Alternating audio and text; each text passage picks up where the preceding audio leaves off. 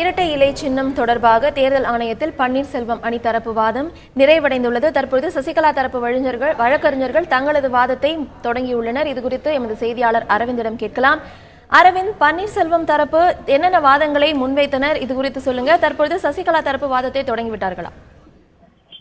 பன்னீர்செல்வம் தரப்பில் 2 மூத்த வழக்கறிஞர்கள் தங்களுடைய வாதத்தை முன்வைத்தனர். முதலாவதாக மூத்த வழக்கறிஞர் CS வைத்தியநாதன் தன்னுடைய வாதத்தை துவக்கினார். அப்போது அவர் நாங்கள் சுமார் 5706 அபிடவிட், அதாவது 5706 பிரமாண பத்திரங்களை நாங்கள் தேர்தல் ஆணையத்திடம் தாக்கல் செய்திருக்கிறோம். அதன்படி சுமார் 43,36,628 அதிமுக உறுப்பினர்கள் தங்களுடைய தரப்பு ஆதரவாக இருப்பதாக கூறி அந்த பிரமாண பத்திரத்தை நாங்கள் தாக்கல் செய்திருக்கிறோம். இதன் மூலம் அதிமுக 95% அதிமுக உறுப்பினர்கள் மற்றும் நிர்வாகிகள் தங்கள் பின்னால் தான், தங்கள் ஆதரவாகத்தான் இருக்கிறார்கள்.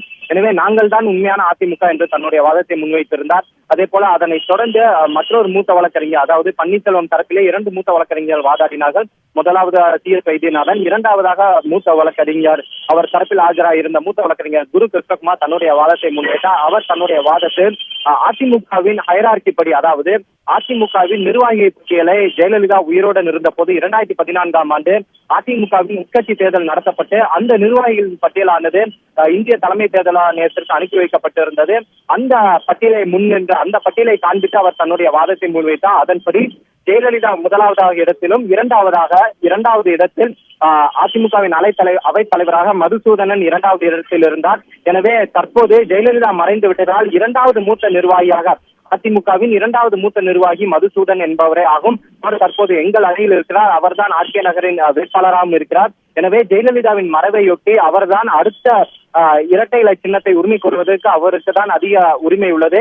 எனவே தற்போது அவரே அதிமுக மனுதாரராகவும் இருக்கிறார். அவரே RK நகர் இடைத்தேர்தலில் போட்டியிடவும் இருக்கிறார். எனவே அந்த ஹைரார்கி படி 2வது மூத்த நிர்வாகியான அவைத்தலைவர் மதுசூதனனே மூத்த நிர்வாகி. எனவே அவருடைய பரிந்துரையின்படி இரட்டை இலை சின்னமானது தங்களுக்கு தான் ஒதுக்கப்பட வேண்டும் என்ற வாதத்தை குரு கிருஷ்ணகுமார் பன்னீர்செல்வம் தரப்பிற்காக முன்வைத்தார். தற்போது இவர்களுடைய தரப்பு வாதமானது சுமார் 1.5 மணி நேரத்துக்கு மேலாக, சுமார் 12:15 மணி வரை இவர்களுடைய 12:20 வரை இவர்களுடைய வாதம் தொடங்கி முடிவடைந்தது. இந்நிலையில் தற்போது சசிகலா தரப்பில் மூத்த வழக்கறிஞர் அரிமா சுந்தரம் தன்னுடைய வாதத்தை துவங்கி நடத்தி வருகிறார்.